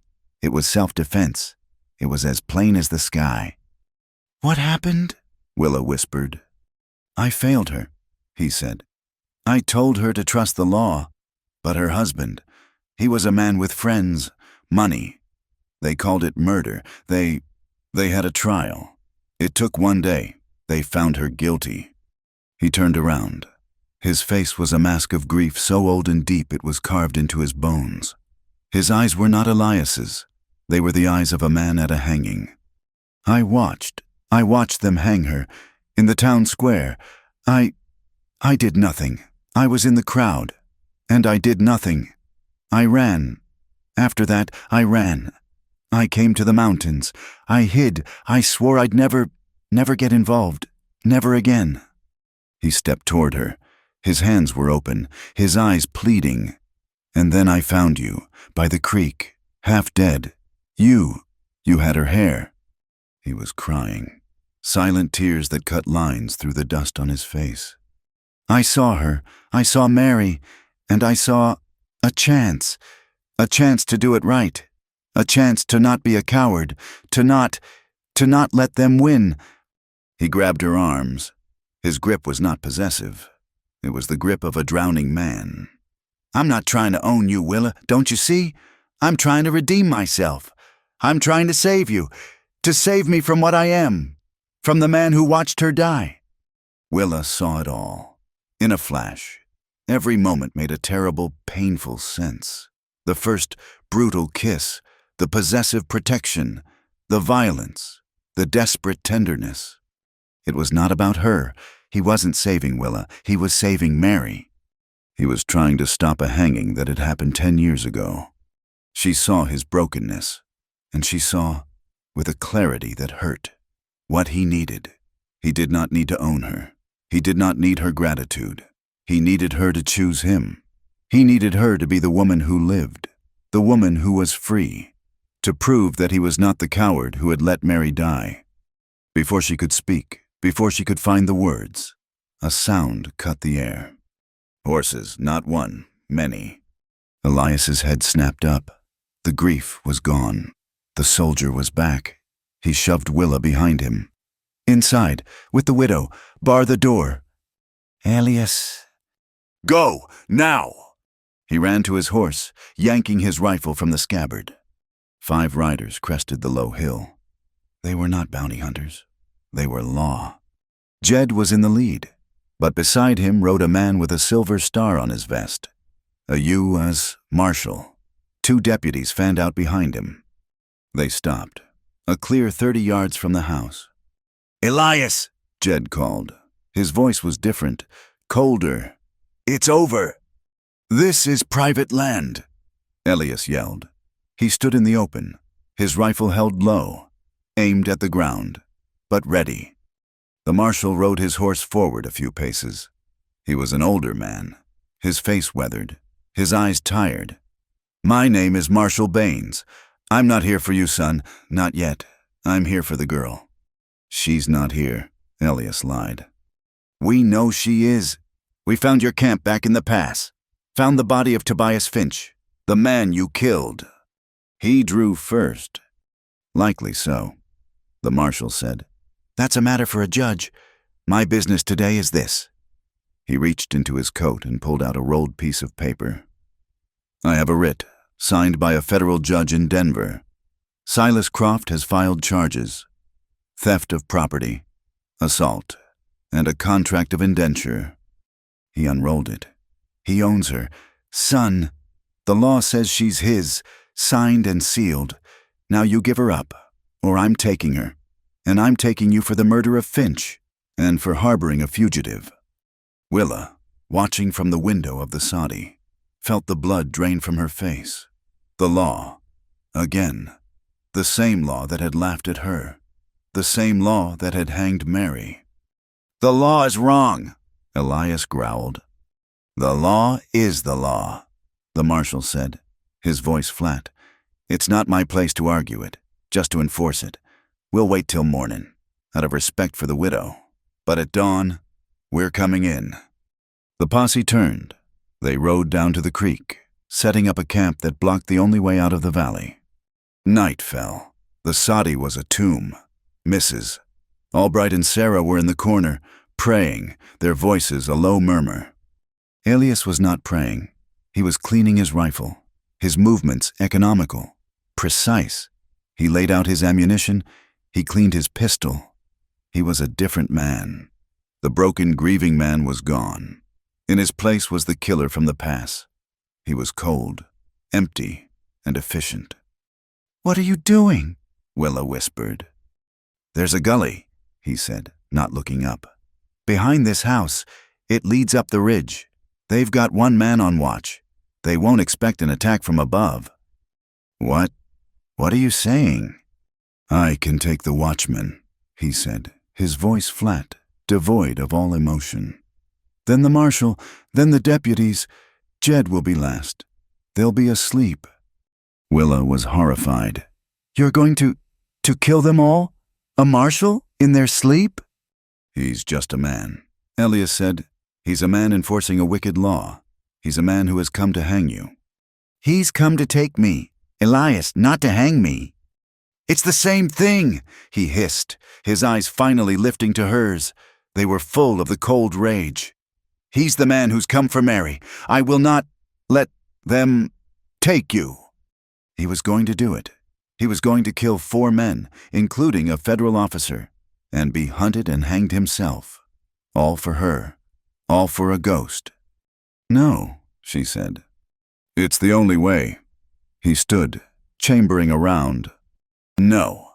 She walked across the room, standing directly in front of him, her small body blocking the door. "You will not kill again." "Willa, get out of my way." "No." She put her hand on his, on the rifle. The steel was cold. "You told me about Mary. You said you failed her. You failed her because you trusted the law. Don't fail me by becoming the thing she died fighting. Don't become a killer. Not for me, not in my name." "They will take you back," he snarled, his face close to hers. "Silas will, you know what he will do. And you will be a murderer," she cried, her voice breaking. "You'll be no better than him. You'll just be another man who used force to get what he wanted. Is that it, Elias? Is that your redemption, to save me by becoming Silas?" He stared at her. His whole body was rigid, vibrating with the need for violence, the need to act. "Please," she whispered. Her hands left the rifle, coming up to frame his rough, bearded face. She forced him to look at her. Don't do this! Don't spill any more blood for me!" He searched her eyes. He saw the terror there, but it was not terror of the marshal, or of Silas. It was terror for him. The killing light in his eyes wavered. The soldier, the killer, began to recede, leaving the man. He let out a long, ragged breath, like a man who had been punched. The rifle lowered. "Then what?" he whispered. "What do we do? We can't—" "I won't let them take you." He had listened. Willa's mind raced. Then you give up," she whispered, the words tasting like ash. You let them take you. For the bounty hunter, you'll get a trial." "No." His voice was firm. "I won't be in a cage, and I won't let them take you, but I won't kill them." He looked past her, at the dark plains. "There's another way, not to win, but to fight." He checked his pistol, sliding it into his belt. "I'm going to Oro City." "What? They'll shoot you on sight. The posse—" "I'm not going by the road. They're watching the valley, not the ridge." He grabbed his coat. "I'm not going to fight the law. I'm going to see the man who owns it. I'm going to see Silas." He did not kiss her goodbye. He put his hand on her cheek, a rough, callous touch that was more intimate than any kiss. "Bar the door after me," he said. His voice was cold, his eyes already distant, focused on the dark ridges to the east. "Elias, don't," Willa pleaded, her hand gripping his coat. "It's suicide. They will kill you." "They won't see me," he said. "And I'm not going to fight Silas. I'm going to bargain with him." "He doesn't bargain. He's a businessman," Elias replied. "He understands property. I'm going to offer him a trade." He slipped out the door, a shadow moving against the greater darkness. Willa watched until he vanished into the gully. She bolted the door. She turned to Mrs. Albright. The widow was sitting at the table, her Bible open, her hands clasped. "He will die," Willa said, the words a flat, dead sound. He will go there, and Silas will have him killed, and it will be for nothing. He is a man making a choice. Mrs., Albright said, her voice quiet but firm. It is his burden to carry. No, Willa said. A new, cold anger was settling in her. It was not the hot, panicked rage she had felt before. It was the clear, hard anger of a woman who had finally been pushed too far. It's my burden. It's my name on that writ. It's my body he claims to own. I've been running and hiding. I let Elias fight for me. I let Elias kill for me. I am done hiding. She grabbed her thin coat, the one the widow had given her. What are you doing, child? I'm going to Oro City. That is a fool's errand. The marshal will arrest you on sight. Then he will arrest me, Willa said, her voice ringing with a strength she did not know she possessed. But I will not let Elias face him alone. You told me not to confuse safety with love. You were right, but I think I've confused being safe with being alive, and I am tired of just being safe. She looked at the widow, her eyes clear. Will you come with me? Me? The widow was stunned. I need a witness, Willa said. I'm just a saloon girl. My word is nothing, but you are the widow of a preacher. You are a good woman. They will listen to you. You are the only person who has shown me kindness, who has seen me as something other than property. I need you to see this, to witness. Mrs. Albright looked at her hands, at the open Bible. She saw the story of Ruth, of Esther. She saw the duty of a righteous woman. She closed the book. We will not be fast, Mrs., Albright said, standing. But we will be heard. I will hitch the mule. Elias moved like a ghost. He kept to the high ridges, avoiding the posse's camp entirely, moving east while they watched the west. It took him all night. He walked and ran, his body fueled by a cold, desperate energy. The graze in his side was a hot line of fire, but he ignored it. He saw Oro City at dawn, a scar of dirty smoke in the valley. He waited in the trees above the town until full dark, moving only to drink from a small stream. He was a patient man. He had learned patience from the war, from the mountains. When the town was deep in the night, the lights of the saloons blazing, he moved. He did not use the main street. He went through the alleys, over fences, his boots silent in the mud. He knew this town. He had provisioned here before he cut himself off. He came up behind the gilded cage. He saw the 2 guards outside the front doors. He went to the back, by the kitchens, where he had seen Jed enter. The door was barred. He moved to the side, to the small alley. He looked up. Silas's office. The window was open a crack, yellow light spilling out. He climbed. He used the water barrel, then the frame of the kitchen window, his fingers finding purchase on the rough-hewn siding. He was quiet, his muscles straining. He reached the window ledge, his pistol in his hand. He listened. He'll be back. Jed, that cowboy won't last 2 days. The girl is an investment. You don't let an investment walk away. It was Silas's voice, wet, arrogant. The marshal is with me this time. Silas, it's legal. Jed's voice. Legal is what I say it is in this town. Silas slurred. He was drinking. Elias kicked the window. The frame shattered, glass and wood exploding into the room. Elias was through it before the first shard hit the floor, his pistol leveled. Jed, sitting in a chair, went for his gun. Don't, Elias said. His voice was as cold as the grave. Jed stopped. He looked at Elias, at the pistol, at the man's eyes. These were not the eyes of a man to be trifled with. Jed slowly raised his hands. Silas scrambled back from his desk, his chair tipping over. He was a mess. His face was puffy. A fresh, livid scar ran down his thigh, where Willa had stabbed him. He was limping badly. You, Silas whispered, his face pale with shock and rage.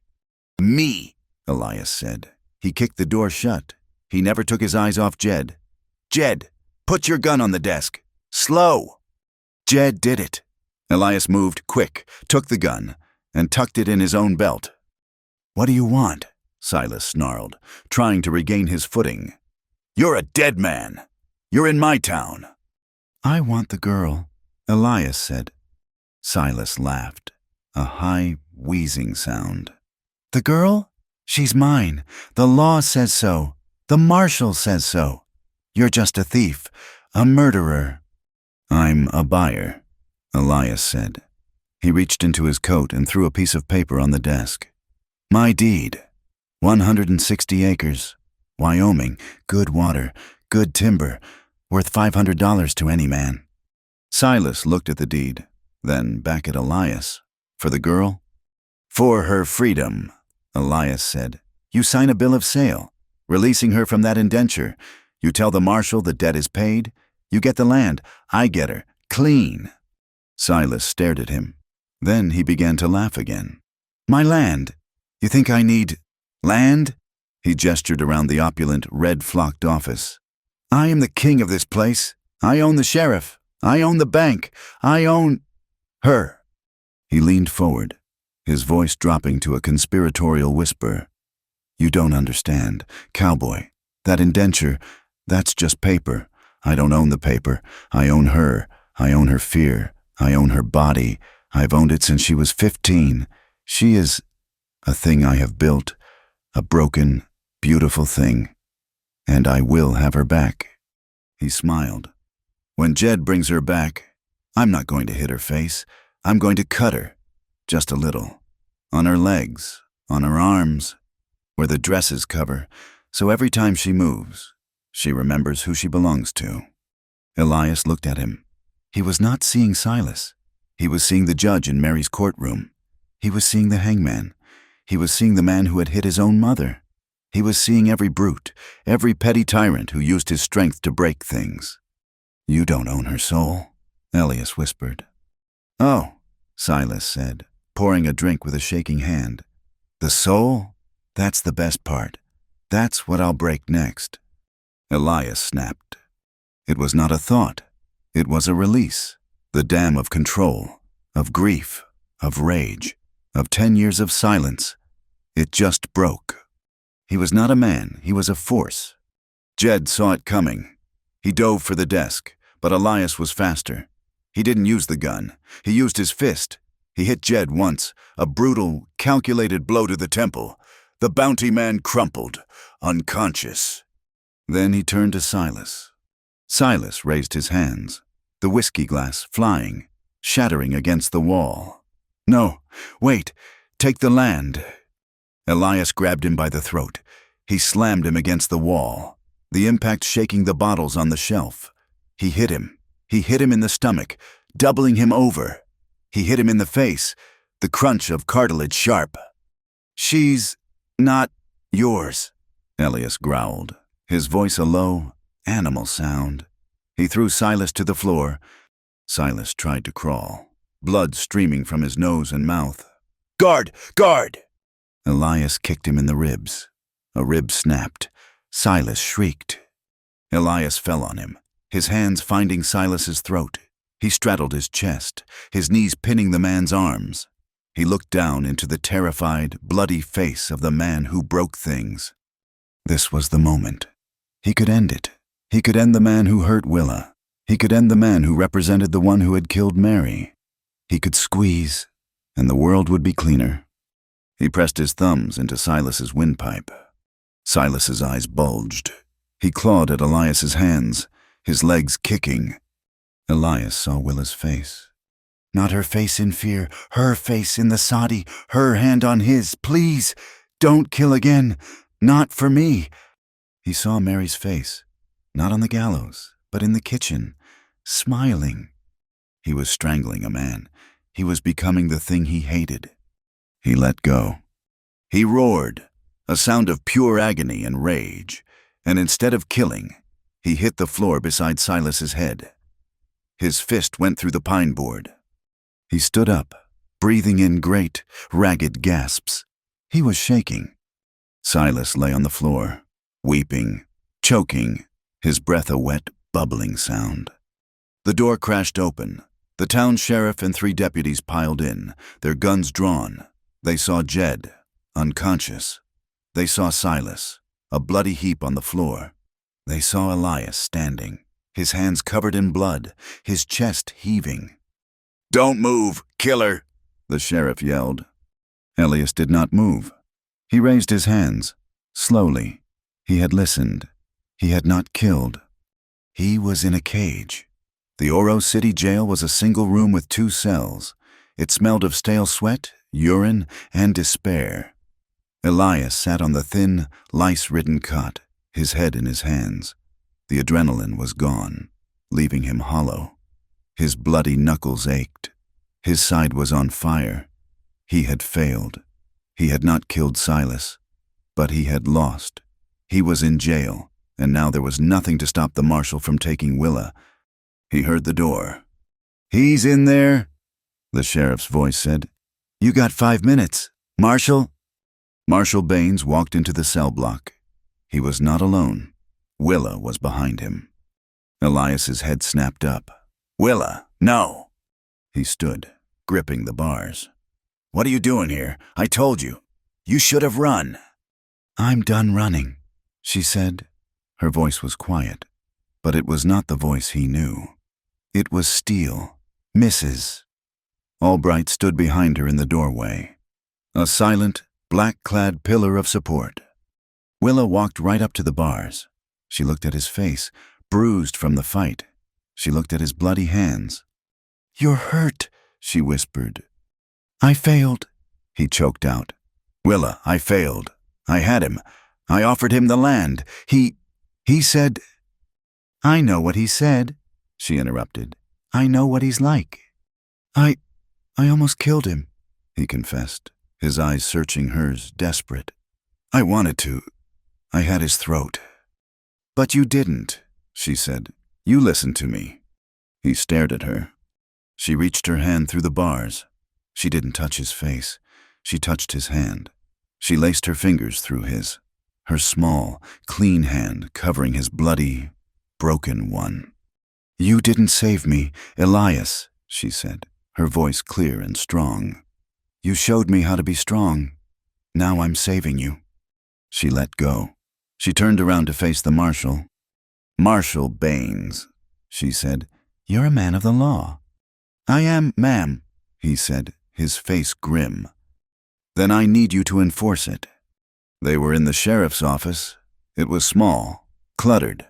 Marshal Baines sat behind the desk. Willa stood in front of it. Mrs.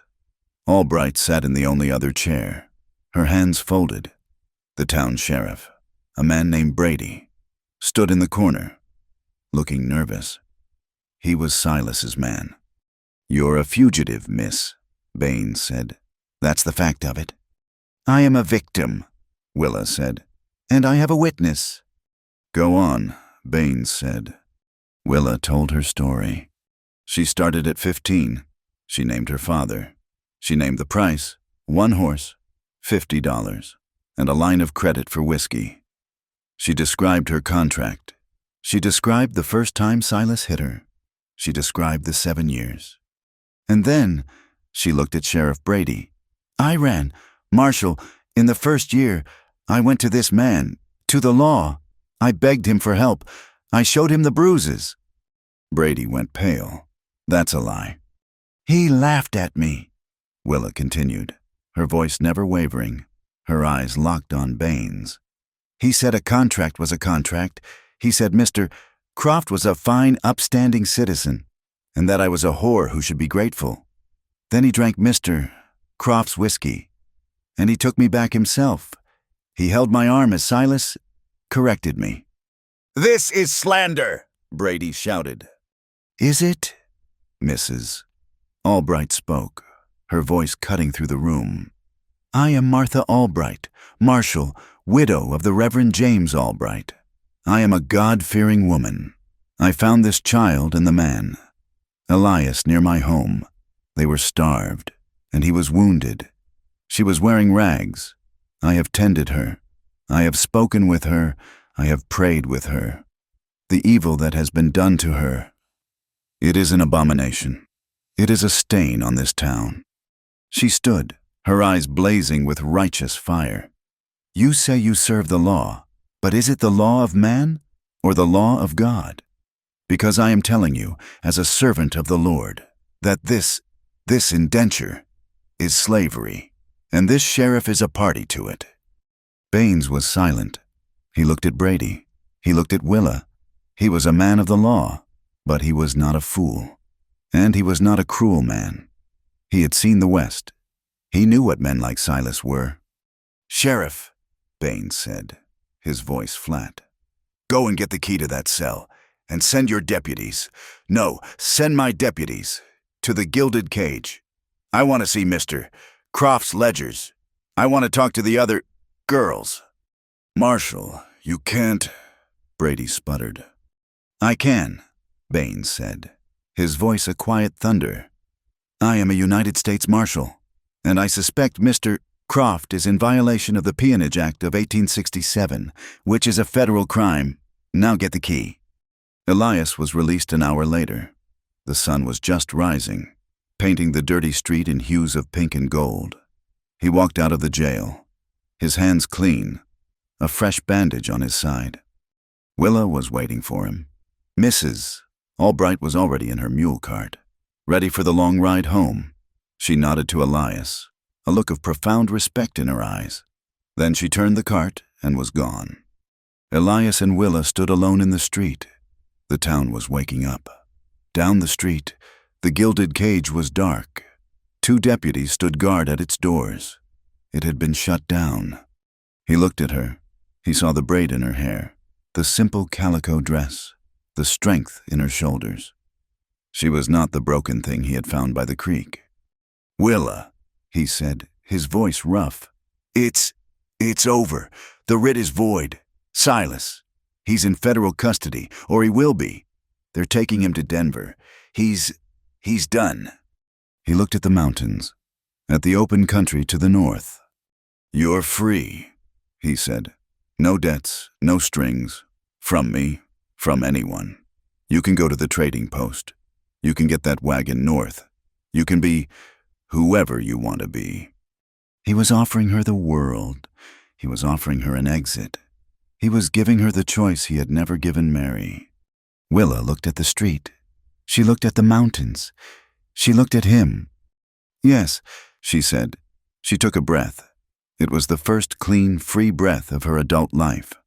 "I am—" She stood there for a long moment, just feeling the word, free. Then she took a step toward him. She reached out and, this time, she took his hand. It was not a plea. It was not a gesture of gratitude. It was a statement. "But I'm choosing you." The cabin stood in a valley Elias had only known from a map and a memory. He had filed the claim on his way south, years ago, a hopeful act by a man who was already running. Now, it was home. They had built it themselves, felling the lodgepole pines from the high slope. It was not a neat cabin. The corners were not perfectly square. The mud chinking was thick, pushed in by Willa's own hands. But it was strong.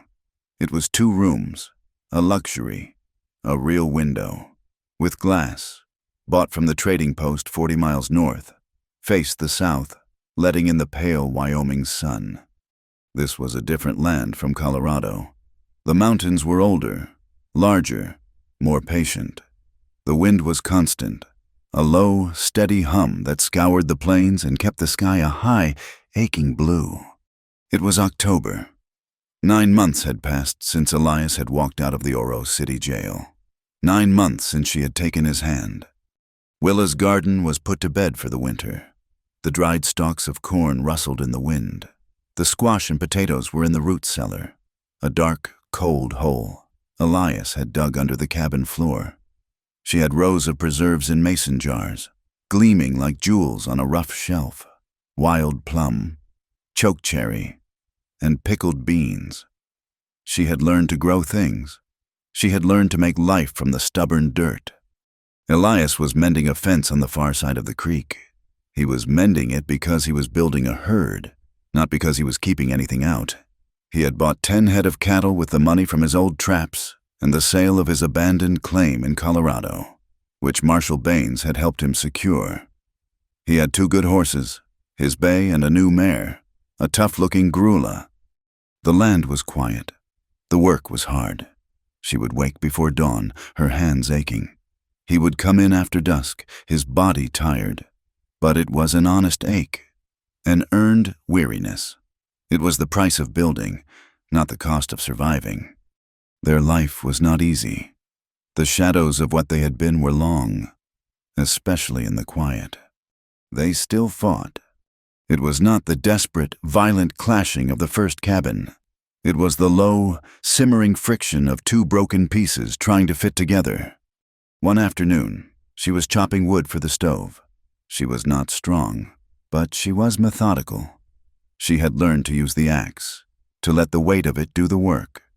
Elias came up behind her, his face dark from the sun. "That's too heavy for you," he said, his hand reaching for the axe. "Give it to me." Willa flinched, pulling the axe back, holding it like a shield. "I can do it." "It's man's work. Willa." "It's my work," she snapped, her voice sharp, sudden. "You are not my keeper. Elias, stop! Stop hovering!" His face closed.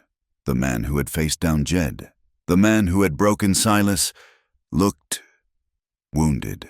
He flinched, as if she had struck him. "Fine," he said, his voice flat. He turned on his heel and walked back to the half-built lean-to, his back a rigid wall of stone. He did not speak to her for the rest of the day. The silence was a cold wind in the small cabin. Willa hated it. She hated the way she had spoken. She hated even more the way he had looked at her, the way he still saw her as a fragile thing to be protected, the way he still confused her strength with a challenge. That night, they lay in the bed he had built, a solid pine frame. They lay on their own sides, a canyon of unspoken anger between them. Willa stared into the darkness, listening to his breathing. He was pretending to be asleep. She hated this. This was the old fear. Silence, a man's anger. She waited. Then she sighed. A small, tired sound. "I'm sorry I was sharp." He did not answer for a long time. She thought he would not. "I am just trying to care for you," he said, his voice a low rumble in the dark. "I know," she whispered. "But you care for me like I'm a bird with a broken wing. My wing isn't broken anymore. Elias, you need to let me fly, even if it's just to the woodpile." She felt him turn toward her. She felt the heat of his body. "I am afraid," he said. The confession was a shock. "I am afraid if I let go, you'll fly away." "I'm not a bird," she said. "I'm a woman. I'm not here because your cage is strong. I am here because you left the door open." She moved, closing the distance between them. She laid her head on his shoulder, her hand flat on his chest, over his heart. She felt the steady, strong beat. He wrapped his arm around her, his grip tight, almost too tight. He buried his face in her hair. "Willa," he breathed, his voice rough. He kissed her. It was not the desperate, bruising kiss of the old days. It was a kiss of deep, aching need. It was a kiss that said please. It was a kiss that said thank you.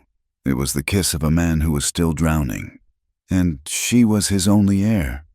She held him, her arms around his neck. And she was the one who was strong. She was the one who was saving him. Every day. Just by staying. They found each other in the dark. She had found a Bible in the soddy, left behind by the Reverend Albright. Mrs. Albright had given it to her.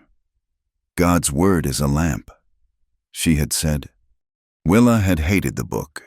It was the book Silas quoted, the book her father had sworn on and then broken his promises.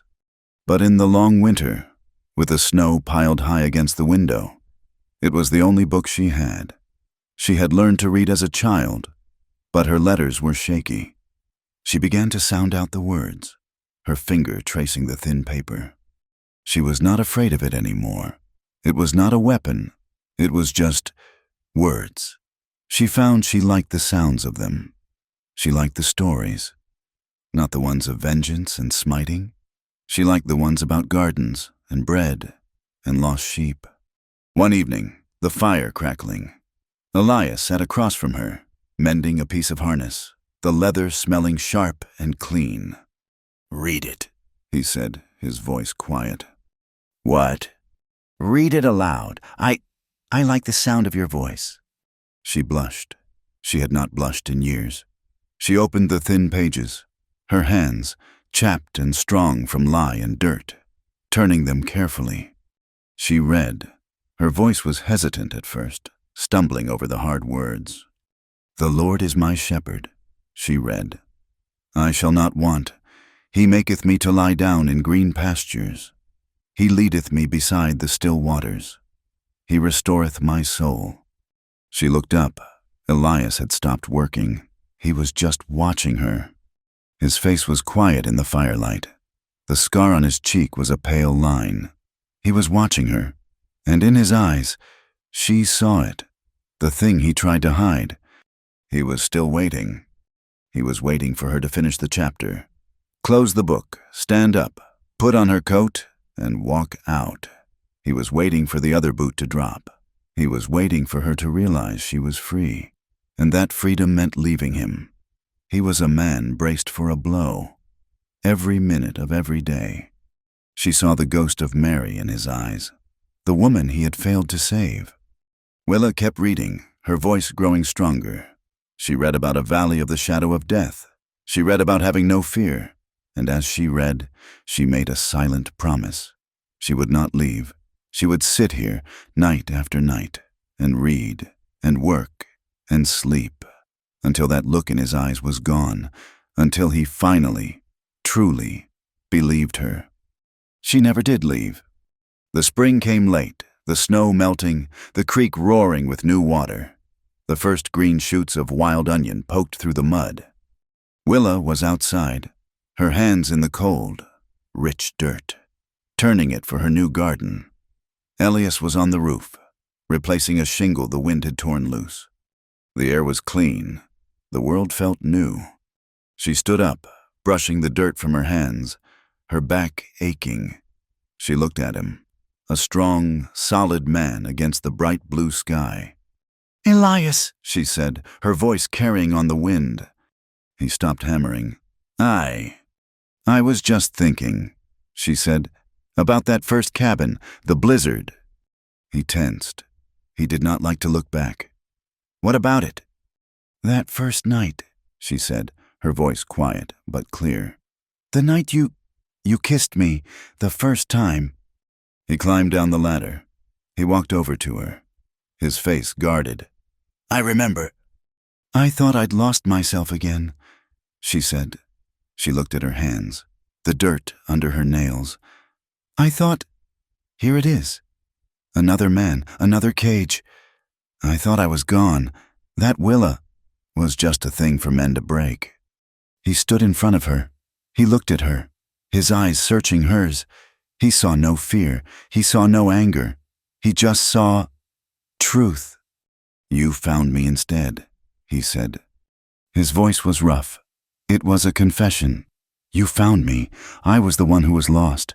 I was the one in the cage." She reached out and touched the scar on his cheek. "Yes," she whispered. "I guess I did." A month later, they needed supplies. Salt, flour, and a new bit for his drill. "We need to go to town," he said. Town. The word was still a hard one. But this was not Oro City. This was the trading post. 3 Forks.